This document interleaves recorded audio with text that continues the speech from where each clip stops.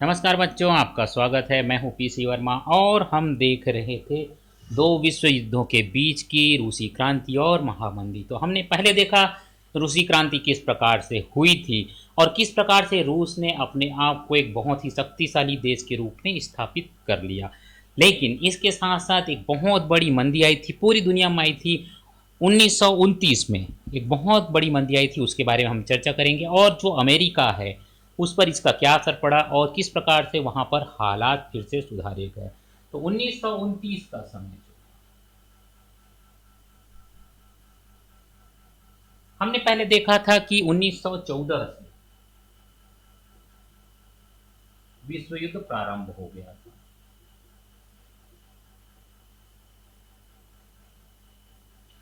और विश्व युद्ध जब हुआ उस समय पे अमेरिका की जो भूमिका थी, शुरुआत में वो एक व्यापारी की भूमिका निभा रहे थे।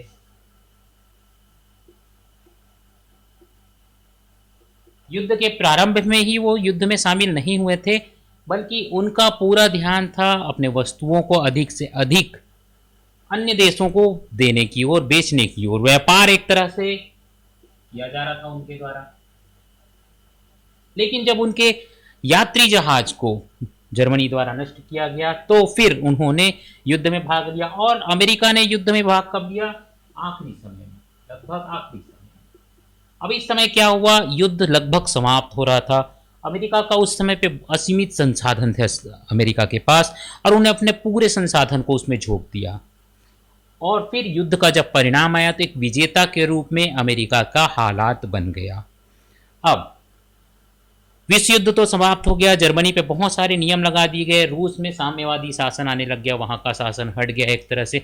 और जितने देश थे उस समय पे, जो देश युद्ध में किसी भी तरह से शामिल थे, प्रत्यक्ष या परोक्ष रूप से, तो उनकी हालत बिगड़ने लगी। चूंकि उस समय पे जो युद्ध हुआ उसमें बहुत ज़्यादा धन का खर्च किया गया, और ये विचार था कि जो व्यवस्थाएं हैं, जो शासक हैं, उन्हें अपने बाजार को खुला छोड़ देना चाहिए और वहां पे व्यवस्था होनी चाहिए। सोवियत रूस ने क्या किया था, वहां पे सोवियत लोकतंत्र था एक तरह का।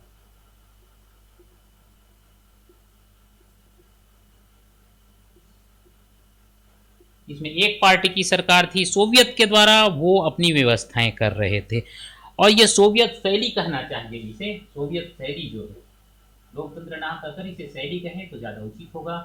सोवियत शैली पे कामकाज हो रहा था और बाकी दुनिया में अलग तरह का कामकाज हो रहा था। अब क्या हुआ, इसके बाद 1923 में मंदी के लक्षण दिखने लगे। आर्थिक मंदी।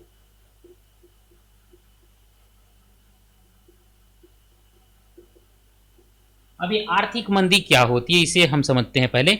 कि जो पूंजीवादी अर्थव्यवस्था होती है वहां पे हमेशा जो ग्राफ है वो ऊपर नहीं रहता।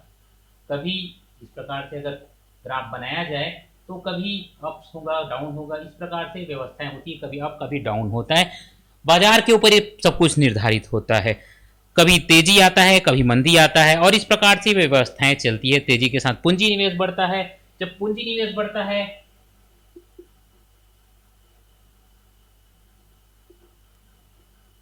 तो साथ में उत्पादकता बढ़ती है।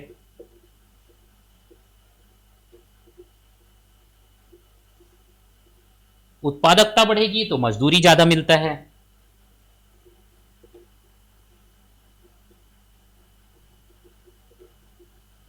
और लोग संपन्न हो जाते हैं और ज्यादा चीजें खरीदते हैं।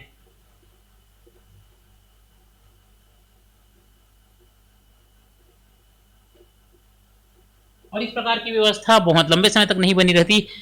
जब ये काम होता है उसके बाद फिर पूंजी का, क्योंकि अब यहाँ उत्पादन बढ़ रहा है तो उत्पादन की अगर खपत नहीं हुई,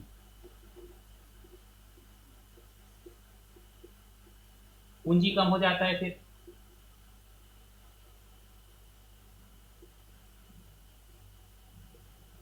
अब जैसे मान लीजिए अभी 100 ट्रैक्टर बनाया गया,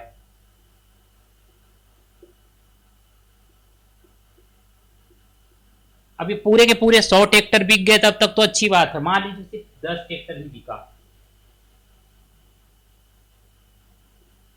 अब 90 ट्रैक्टर यहाँ पर बच गए हैं किसी कंपनी में, और वो 90 ट्रैक्टर किसी काम के नहीं है, चूंकि फैक्ट्री वाले ने तो सारा कच्चा माल उसमें लगा दिया, जो सारे पार्ट्स थे वो सभी उसमें डाल दिए। अब क्या होगा, जब ट्रैक्टर बन रहे थे तब उसने बहुत ज़्यादा निवेश मार्केट में कर दिया, लोगों से धन लिया और फिर बनवाया।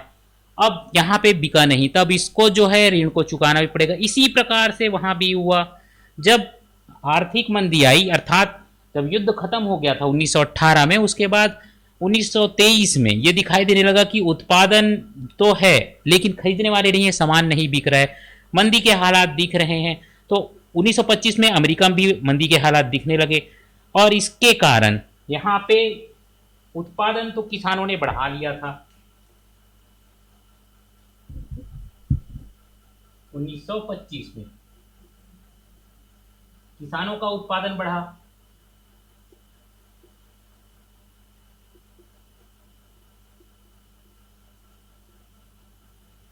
और इस उत्पादन को बढ़ाने के लिए, चूंकि पहले विश्व युद्ध का समय चल रहा था, पूरी दुनिया को उनकी ओर से सप्लाई हो रहा था सामान का, विभिन्न देश जो थे वो अमेरिका पे निर्भर थे अन्य बहुत सारी चीज़ों के लिए।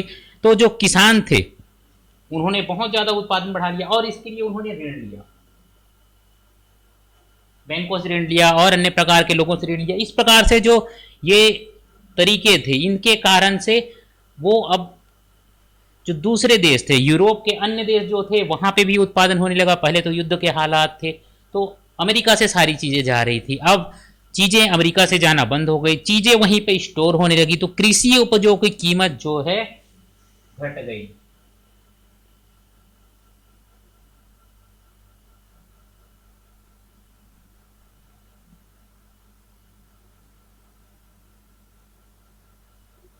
अब आप समझ सकते हैं कि यदि कोई किसान बहुत सारा उपज ले लेता है लेकिन उस उपज की कोई कीमत ही नहीं है, तब क्या होगा। क्योंकि अब कृषि उपजों की कीमत घट गई, जितना उन्होंने लगाया हुआ था, पूरा उत्पादन किया हुआ था, उसका उन्हें सही कीमत नहीं मिल रहा था, अब तो रेट ही घट गया था, तो बैंकों की किस्त भी वो नहीं पटा पाए थे। ऋण तो उन्होंने ले लिया था बैंकों से, अब उसे पटाना भी पड़ता है, तो वो पटा नहीं पा रहे थे। अब इसके कारण 1929 में, ये आप देख सकते हैं 1929 में शेयर बाजार में भारी गिरावट आ गई।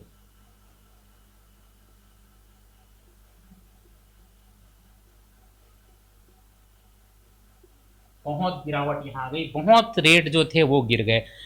अब विभिन्न कंपनी जो है इस पे डिपेंड होते हैं, पूरी अर्थव्यवस्था जो होती है शेयर बाजार पे डिपेंड होती है। अब यहाँ पे जब निवेशक को लगा कि मुनाफा नहीं हो रहा है तो उन्होंने अपने सारे शेयर्स को बेचना प्रारंभ कर दिया, कीमत तेजी से घटने लगी, शेयर बिक तो रहे थे लेकिन खरीदार नहीं थे, क्योंकि वहां पे कोई फायदा नहीं था, लोग बैंकों से पैसा निकालने लगे, पैसा भी नहीं था।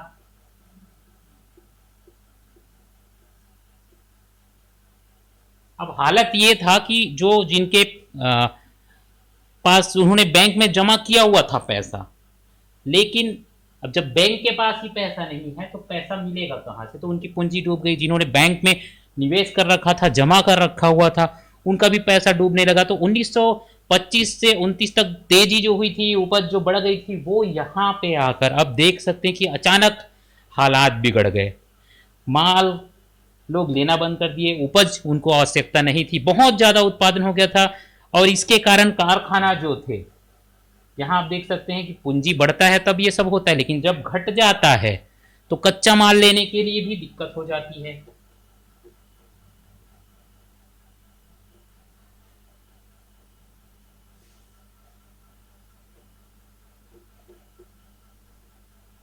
मजदूरी घट जाती है।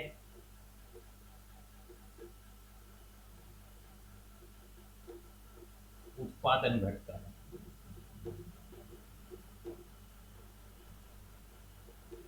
अब देखिए यहाँ पे मजदूरी घट गई, कच्चा माल लेना मुश्किल हो गया, अब उत्पादन भी घट गया, क्योंकि फैक्ट्रियां जो थी वो अब काम कर नहीं पा रही थी, कच्चे माल की कम कम होने के कारण उत्पादन कम हो रहा था। तो अब इस हालत में जो परिवार है, जो मजदूर है, उसका भी जीवन जीना दुर्भर हो जा रहा था। अब इस समय पे क्या था, जो अमेरिका था वो विश्व का सबसे बड़ा व्यापारी देश था।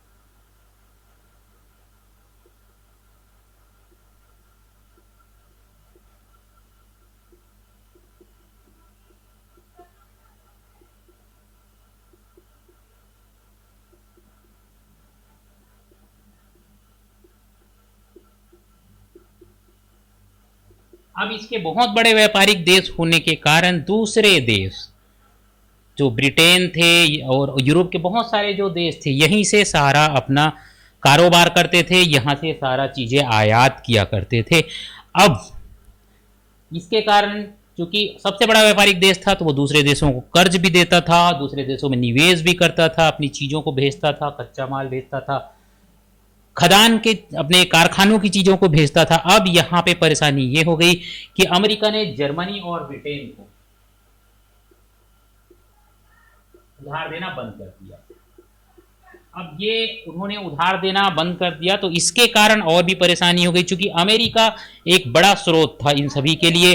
तो 1930 में देखते देखते जो अमेरिका का संकट था वो पूरी दुनिया पर फैल गया, क्योंकि वहां पर कारोबार बंद हो गया था, लोगों का निवेश बंद हो गया था। तो 1929 से 1933 के बीच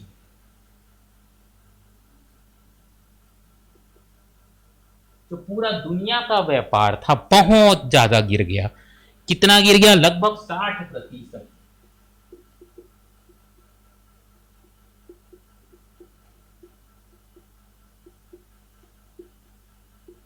पूरी दुनिया का कारोबार बहुत हद तक बैठ गया।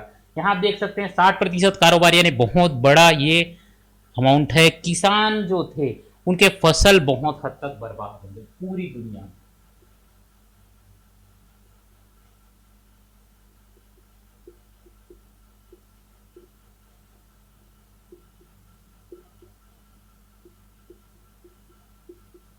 क्योंकि जो किसान है जो उनका फसल होता है एक तरह से कारखाना और अन्य जगहों में कच्चे माल के रूप में उपयोग होता है। अगर व्यापार कम हो गया तो निश्चित तौर पे जो उपज तो हो चुका है अब वो बर्बाद हो गया। इस उपज के कोई खरीदार नहीं है पूरी दुनिया में बहुत हद तक। अब जब कोई खरीदार नहीं है तो लोग जमीनों को बेचेंगे, ये तो निश्चित बात है। जमीन को बेचकर शहरों के जाएंगे, काम ढूंढेंगे, लेकिन शहरों में भी काम नहीं होगा क्योंकि कारखाने भी बंद है। यहाँ देख सकते हैं कारखाने बंद पड़े हुए हैं, माल नहीं है, कच्चा माल अर्थात कच्चा माल ले नहीं रहे हैं, मजदूरी नहीं है, वहां पे उत्पादन भी कम हो गया है। अब ये बहुत बड़ी परेशानी हो गई। ब्रिटेन के 23% लोग बेरोजगार हो गए।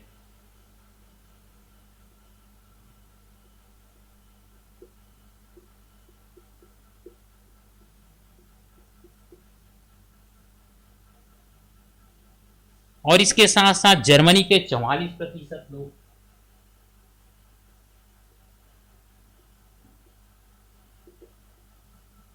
ये बहुत बड़ा आंकड़ा है, देश की बहुत बड़ी जनसंख्या बेरोजगारी में चली गई। लेकिन सोवियत रूस इससे अप्रभावित रहा, क्योंकि सोवियत रूस ने सोवियत शैली में अपना कारोबार किया था, उन्होंने अपनी योजनाएं बनाई थी और वे समूह खेती और कारखाना को भी उसी प्रकार से चला रहे थे, सोवियत के द्वारा चला रहे थे, संगठन बनाकर चला रहे थे। तो उनका जो नुकसान है वो बहुत हद तक बच गया, बहुत कम प्रभावित हुआ, क्योंकि वो एक तरह से आत्मनिर्भर बन गया था। दुनिया से उसका कारोबार बहुत हद तक नहीं था। तो उस समय तो अन्य पूंजीवादी देशों का जो डर था कि इसको देखकर लोग रूस से प्रभावित होंगे और वहां पे भी वो साम्यवादी व्यवस्था, सोवियत व्यवस्था करवाने का प्रयास करेंगे, वो सही साबित हो रहा था। लोगों को ये लग रहा था कि जो सोवियत रूस का तरीका है वो बिल्कुल सही है। लेकिन सोवियत रूस में एक परेशानी ये भी थी कि वहां पे एक पार्टी की सरकार थी। ये एक अपने आप में परेशानी थी, बहुराष्ट्र पार्टियां नहीं थी, सो साम्यवादी पार्टी का शासन था। और इस प्रकार की व्यवस्था करना बहुत आसान नहीं था, बहुत हद तक उसके लिए बहुत सारे संसाधन लगते। अब ये जो मंदी आ गई इससे निपटने के लिए अमेरिका ने कुछ प्रयास उठाए और इन प्रयासों का श्रेय जाता है फ्रैंकलिन रूजवेल्ट को।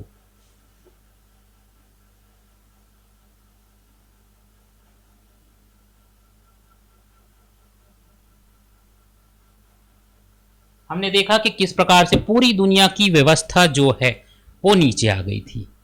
तो इसे रोकने के लिए अर्थशास्त्रियों ने बहुत हद तक चीज़ें सोची, बहुत सारी बातें की, लेकिन अंततः चूंकि ये उस समय की बात है जबकि बहुत हद तक संचार माध्यमों का विकास नहीं हुआ था, लोग आपस में चर्चा नहीं कर पाते थे, लेकिन धीरे धीरे मंदी का कारण पता चलता था और भारत इत्यादि जैसे देशों में भी इसका असर पड़ रहा था। अकाल के हालात यहाँ भी बन रहे थे, चूंकि ये ब्रिटेन का हिस्सा था, उपनिवेश था।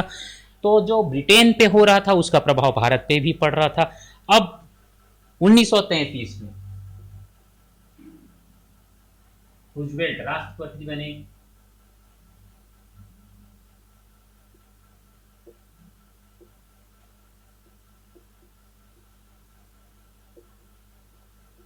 और इन्होंने अपने बहुत सारे नियम जो थे, न्यू डील की घोषणा की इन्होंने।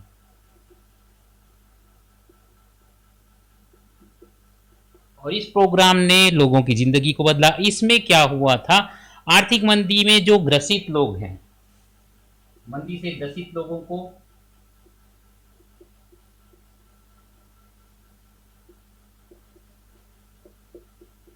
राहत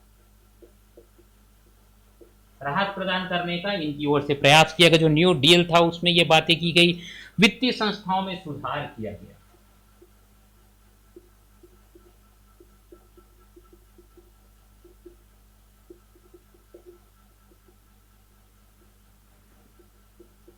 इसके अलावा जो यहाँ पे जैसे रूजवेल्ट राष्ट्रपति बने थे तो उनको इस चीज का एहसास था, चूंकि उनका जो बैकग्राउंड था, ये सारी चीजें उन्होंने देखा हुआ था, और इसके आधार पे फ्रैंकलिन रूजवेल्ट ने नई डील की घोषणा की। शासकीय निर्माण कार्य करवाया गया। जो निर्माण कार्य उस समय ठप पड़ गया था एक तरह से, तो जो निर्माण कार्य है उसको सुधारने का वादा किया गया। इसके कारण जब 1939 में विश्व युद्ध हुआ, उस समय तक हालात बहुत हद तक सुधर चुके थे। विश्व युद्ध तो हुआ, तो इस समय पे हथियार बनाने की जिम्मेदारी को भी सरकार ने उठाया, और साथ ही साथ सेना की जिम्मेदारी आ गई। कारखानों में उत्पादन बढ़ गया। 1939 में जब युद्ध प्रारंभ हुआ तो उस समय पे हथियार बनाने के लिए इन्होंने काम प्रारंभ कर दिया।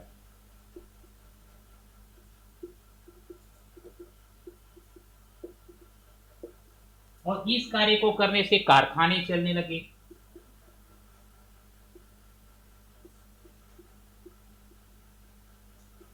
और जो भूमिका जैसे अमेरिका प्रथम विश्व युद्ध के समय व्यापारी के रूप में निभा रहा था, उसी प्रकार से फिर से काम प्रारंभ हो गया। इसके कारण जब यहाँ पे कारखाने चलाने लगे, तब फिर कृषि उत्पादों की मांग भी बढ़ने लग गई।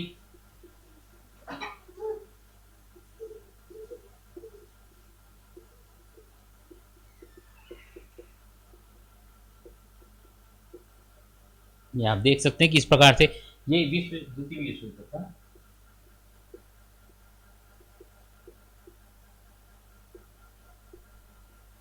इसके साथ साथ सरकार की ओर से कुछ और प्रयास भी किए गए, क्योंकि यहाँ पे आप उत्पादन बढ़ने लग गया, चीजों की मांग बढ़ने लग गई। इसके कारण साथ ही साथ अमेरिका ने सामाजिक सुरक्षा योजना चालू कर दी।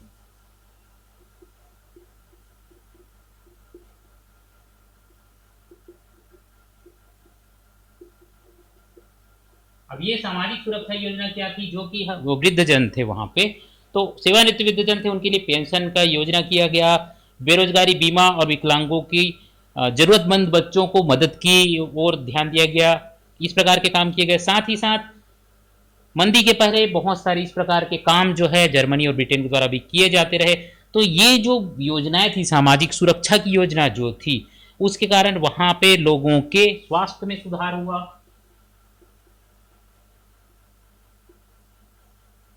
देख सकते हैं स्वास्थ्य में सुधार हो गया, लोगों का स्वास्थ्य सुधरा, जीवन स्तर सुधरा। और इसके बाद और भी जो चीजें हैं, अन्न की,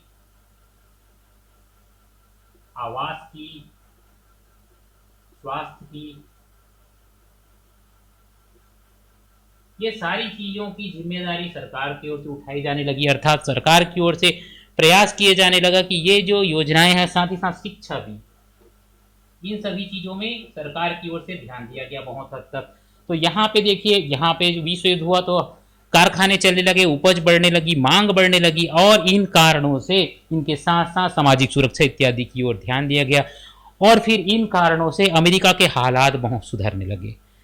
जब दूसरा विश्व युद्ध प्रारंभ हुआ था तो सभी देशों ने मांग किया था, और ये जो अमेरिका के हालात सुधरने का मुख्य कारण ये था व्यापारिक भूमिका।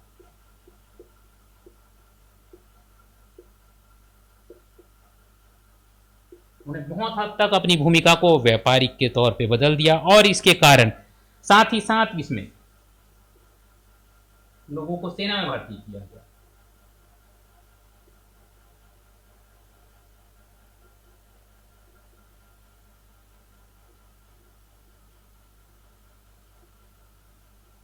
हमने देखा कि यहाँ बेरोजगारी के हालात बन गए थे, तो अधिक से अधिक लोगों को सेना में भर्ती किया गया, लाखों लोगों को सेना में भर्ती किया गया। और इसके कारण अमेरिका जो है वो मंदी से उबर पाया, चूंकि विश्व युद्ध हुआ और फिर संपदा फिर से वापस आ गई और फिर इन सब कारणों से मंदी भी दूर हो गया। उत्पादन जो था, क्योंकि पहले उत्पादन ज़्यादा हो गया था, बहुत हद तक जो उपज था वो बर्बाद हो रहा था। बीच का कुछ समय इस प्रकार से रहा, लेकिन फिर मंदी से अमेरिका पूरी तरह उबर गया और एक फिर से शक्तिशाली राष्ट्र की भूमिका में आ गया। जब सोवियत रूस अपनी अंतर्राष्ट्रीय विशाल और अच्छी भूमिका में आ गया था, उसी समय ही अमेरिका फिर से वापस अपनी स्थिति को प्राप्त कर पाया और अच्छी भूमिका में आ गया। तो ये था महामंदी का पूरा दौर किस प्रकार से हुआ, अमेरिका किस प्रकार इससे उबरा और अन्य देश भी किस प्रकार से महामंदी की चपेट में चले गए थे। हमने देखा किस प्रकार से बेरोजगारी आ गई थी ब्रिटेन में, जर्मनी में, अमेरिका में भी बहुत हद तक इस प्रकार के हालात बन गए थे, लेकिन स्थिति अंततः सुधरी और फिर महामंदी का दौर खत्म हुआ। इसके साथ साथ बच्चों हमारा ये चैप्टर भी खत्म हुआ और हम अब अगले चैप्टर में आपसे मिलेंगे। इसके लिए आप हमारे साथ बने रहिए, हमारे चैनल को सब्सक्राइब करिए, जिसका लिंक इस वीडियो के नीचे दिया गया है, जिसमें आप सब्सक्राइब बटन पर क्लिक करेंगे और हमसे जुड़ जाएंगे और हम आपको इसी प्रकार जानकारी और बातें बताएंगे। तो आज के लिए इतना ही।